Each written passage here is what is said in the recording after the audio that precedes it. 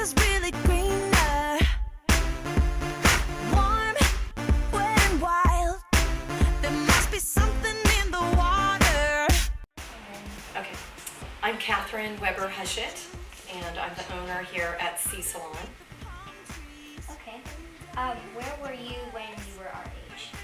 I was in Pennsylvania in high school when I was your age. What made you interested in taking up this career? I always enjoyed making people feel good about themselves, and I've always been fascinated by the world of fashion and wanting to be a makeup artist. And under the suggestion of a couple of friends who were in the industry, they had advised me that with a cosmetology license, I would have an easier time getting into the union. I decided that I really just wanted to be in the salon because I have flexibility with my hours somewhat. Now that I own a hair salon, I practically live here, so I really don't have flexible hours at the moment, but you're able to take off when you want to take off, and I could work around my children's schedule. Right. So if I was working on a film set, I have to work by someone else's schedule, and they work extremely long hours. So that wasn't practical with having a family. Are you happy with the job that you have right now currently? I am. I'm very happy with what I'm doing. And so yes. What motivated you to pursue this path? Specifically, what motivated me to opening my own business, I owned a salon previously before this one. I was in a business partnership with someone, and we just had different goals. I decided I wanted to venture off on my own and start this, and because my other salon was a lot smaller than this one, so it was just time. It was time to go and do this. Right. Did you have any noise along the way? And when I mean noise, I mean anybody that ever tried to doubt in your ability, tried to tell you like, oh, it's not a good career move. Like, Oh yes, definitely. I would say my parents. I was telling your friend here earlier. I actually had gone to school and put 3 years in at the. I was at Point Park University in Pittsburgh, so I had quit. And looking back on it now, I would say to anyone, do not quit school. Stay in school, get your degree, because I know now when I go back, it's going to be a lot harder to finish. So I definitely feel it's very important to have your degree. I know one day I would like to go back to school and take more business classes, accounting classes, marketing classes would really help, because I think definitely something to owning your own business is definitely knowing about accounting and marketing. Marketing is very big with helping you promote a new business such as this, definitely.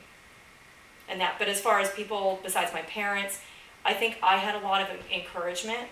And the only other person that self-doubted myself was myself. So, yeah, so that, we are our own worst enemy sometimes, so, yes.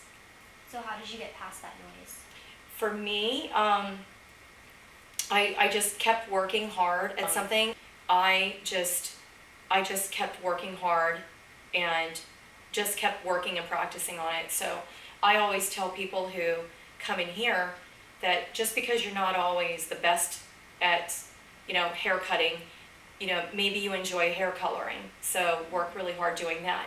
So whatever it is that you really love to do, I always say practice, practice, practice, get inspired, keep studying, and I go to hair shows every year to become inspired. I always take classes every year. So even though I've been doing this for over 11 years now, I still keep going to classes every year, because you never stop learning.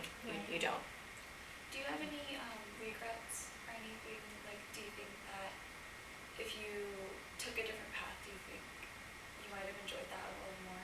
Or I don't look back and regret, other than I wish I would have finished up my 4-year degree. I know that I can do that though. I don't regret where I'm at, because I'm still on my journey here. This is my new business venture, so I'm still pursuing, you know, my dreams and goals. So it was my dream to have my own business, and I didn't quite know exactly what kind of business at the time, but I just kept doing what I enjoyed. I have always had fun doing what I do, and so I don't regret anything. I really don't. Have you ever experienced failure along the way? Yeah, definitely. I mean, definitely. But I've always, and if you want to say failure, I mean, I didn't achieve certain acting goals that I wanted to do. There was, you know, certain things I wanted to do in the entertainment industry that didn't happen for me. But I don't look at it necessarily as failing.